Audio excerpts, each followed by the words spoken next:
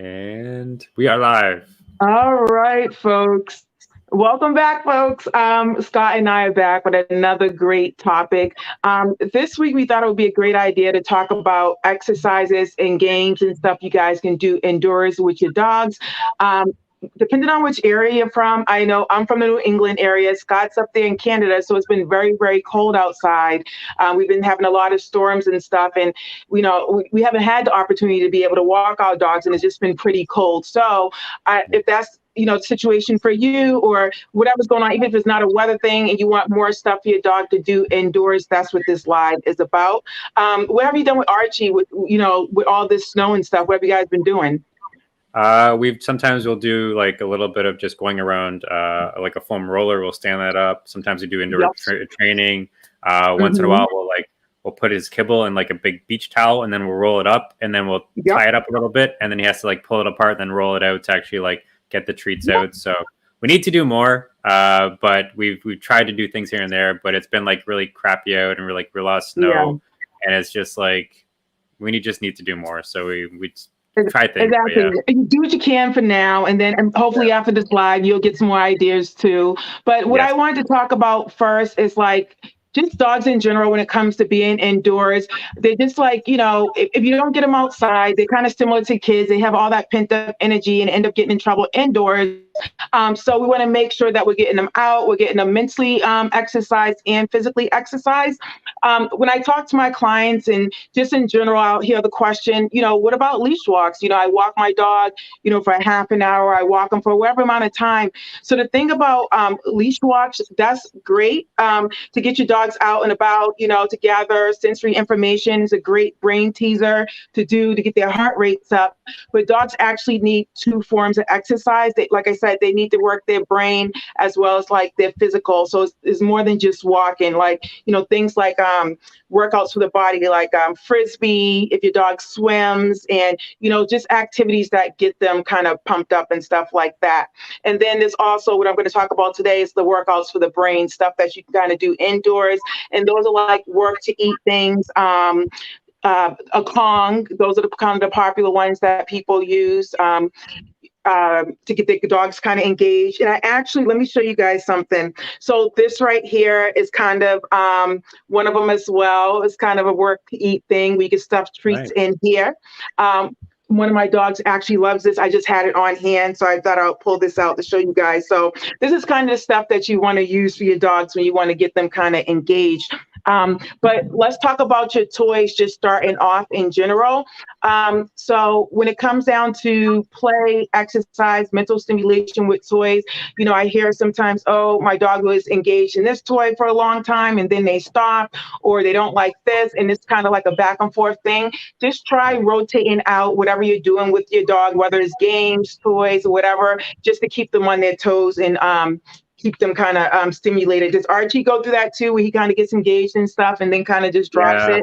We tried like hiding them, but then we bring them out. He's not as interested. But sometimes he'll just be like, want more attention. He'll pull out one of his toys and he'll start tugging. And he likes to do chase. Sometimes he'll do chase around our coffee table and that sort of thing. And like you mentioned with that toy, we also we started about 2 months ago. We bought a kibble ball. Yep. So we basically we split up his dinner. Half is given in his bowl and half is given in his ball. And so he gets the first half before his evening walk, and he gets the ball after. Exactly. So, Yep. And I actually recommend that, like doing half, the dinner and as, games, and then half as meals, depending on that. But to get into some things you guys can do with your dogs inside, let me go through some of them. So one thing you guys can do, you can play the shell game with your dog.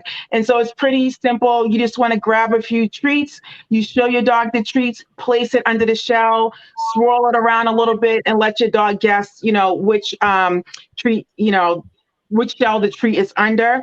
And then you can make it more difficult for your dog as you go along by adding more shells, or if you don't have a shell, you can use a cup. I don't think anyone really, maybe if you do have shells laying around, that's great, but solo cups work just as well, or anything that's gonna cover the treat. So that's like a fun game that will keep your dog stimulated and engaged if you don't want to take them outside. Another one that a lot of folks do not know about is your dog chasing bubbles. That is a good one for dogs who have great prey drive. You can just whip out the bubbles and let your dog chase them. You can actually make your own bubbles if you want to, but essentially nothing's gonna, make sure that whatever bubbles you use is not gonna hurt the dog's eyes, essentially. Have you ever tried that with Archie? We I don't think we have, but like, we have bubbles for my daughter, so we like blow them around Mm-hmm. for her, but like we haven't tried it for Archie, so I'm gonna try that, see what happens, see if he like Oh goes yeah, for it or what they happens. absolutely Yeah. love it, and it just keeps them entertained and busy. Another good one, which is everyone knows about pretty much, is playing tug with your dog. This works great to keep them, obviously stimulated and engaged. I have all the toys. Ends up looking like this. I have my dog's little tug toy. They love it. It ends up getting shredded, but again, it still keeps them engaged during the day and stuff like that. Does Archie like tug, or what does he He do? does. So he had like a little tiny tug one from when he was a puppy, and he still goes for Yep, that same one. I don't know. It's this. We've gotten him bigger ones. He's a bigger dog, yep. but he still goes for that little one. Oh, we have a question actually. So, Okay. do you happen to know what type of bubbles, like what to look for when you're looking for bubbles that won't hurt their eyes? Is like if there's a certain thing that we should be looking for? Usually, well, bubbles are made with glycerin in general, but just making sure like it's alcohol free, like anything that you would look for, like any type of chemicals that would be irritants to the eye, Yeah, yeah, that makes sense. So just kind of looking for those type of bubbles. Like I said, you can make your own with glycerin and water, but Yeah, essentially the same chemicals that hurt our eyes will hurt the dog's eyes. So just okay. look for the, product label. Yeah, that makes Yep. sense. Yeah. Cool. So yeah, exactly, playing tug. And another one that I love is playing nose work games with your dog. I actually Oh, did a whole post on this. And that's basically what I do is I teach my clients how to teach their dog the game Find It. And that's essentially another game to play that gets their nose kind of going. And so what you do is you toss treats on the ground, or you start by tossing one treat on the ground and you say to your dog, find it. You just continue tossing treats on the ground and you say the word find it. And so what you're doing is you're building with your dog the association, hearing the word find it and searching for treats. And if you do that over a certain amount of time, you just toss a whole bunch of treats and your dog will search endlessly for treats. And sniffing actually tires out the dog. And so this is one that I really, really love. And so I tell folks, start off easy with your dog and, do it like on, a wooden floor where it's easy to see, or, yeah. it's not too much distraction. And then you can take it outside in the grass, whatever, if you're going to work outside, if it's one of those nicer winter days or whatever. But that's also a good one to play. Have you ever played it with Archie? Yeah. So actually, one thing that we did was kind of like we used a tennis ball that he was used to like chasing and that sort of thing, and we would Yep. put a tennis ball with like a treat, like a cucumber or whatever treat, and then we'd hide it in different places in the house, and then Yep. we'd like close, like if we were gonna put it in the bathroom or bedroom, then we close the door. Someone would hide it. They open the door, and you have to go sniff and like find it and everything like that. And that's Exactly. they Exactly. run And just like around. you, And it's like hide and seek and everything, and it's pretty fun. So yeah. yep, and you can use like different smelling trees and start some scent work, but essentially you're getting your dog engaged and stimulated by using their nose. So another thing you could do is give your dog a stimulate and chew toy. Dogs love stuffed chew toys that are crinkly and make all those noises. If you don't want to buy a chew toy, you can make one of your own. Just give your dog an empty like water bottle. They love the crinkly sounds and stuff like that, and so that'll keep your dog engaged throughout the day if you can't get them outside. Also, another thing you can do, like Scott mentioned, the whole towel thing, rolling it up in a towel. You can also use socks and do the same thing to add a level of difficulty.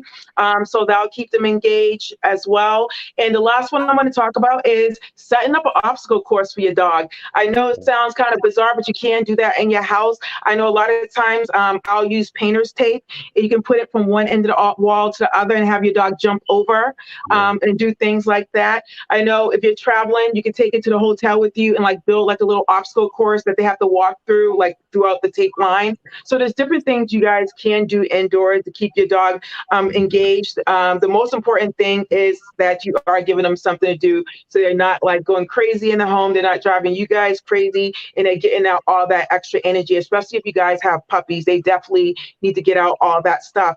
And a little comment about the chew toys that that you guys use, because I hear all the time with the nipping dogs and stuff like that. Yeah. It seems, depending on what your dog is chewing on, try to find a chew toy or some type of toy that's similar to the texture of what your dog is chewing. So if your dog's chewing on like a piece of the furniture that's wooden, you want to find something that's similar texture. If they're chewing on your hand, you want to find something that's similar in texture to kind of mimic that, and that'll help, decrease the nipping, but also keep them stimulated as well. So, Scott, I hope you gained some good ideas with I Archie to did use a lot of inside, good as well as things as folks well. Yeah. watching. One Yeah, quick yeah. tip that I think I was reading as well is like you mentioned, like use the water bottle for like a chew toy. And if Yep. you put the water bottle in a sock, then that'll make the water bottle like last a lot longer. And then it gives you like Oh, that yep. pseudo like chew toy as well. So you've got the sock, the bit of material there. So like any crinkly won't like hit their gums or anything like that. And then you're good to go Yep. pretty much. But yeah, like a lot of good stuff. It also reminded me of things that we've done in the past that we stopped doing. So it's like some good ideas there, and have some work to do this evening, I think. So Exactly. So I hope you guys gained some really good tips and ideas of how to keep your dogs engaged inside for these colder days. If you guys have questions, you guys know how to reach me. Scott, do you have anything to say to the folks to that's piggyback? pretty much it. Like look out for us for next week. Definitely, if you're not already in our New England Dog Owner Support Group, definitely look for that. Let us know if you want to get into that as well. And yeah, we're happy to give as much value and information as you can. So any questions, dog training related, don't hesitate to reach out to Sam through the Down for Paws page or downforpaws.com. We're always here to help. So however we can. Otherwise, hope you guys have a great week and enjoy it. Yeah, cool. All right. See you next week.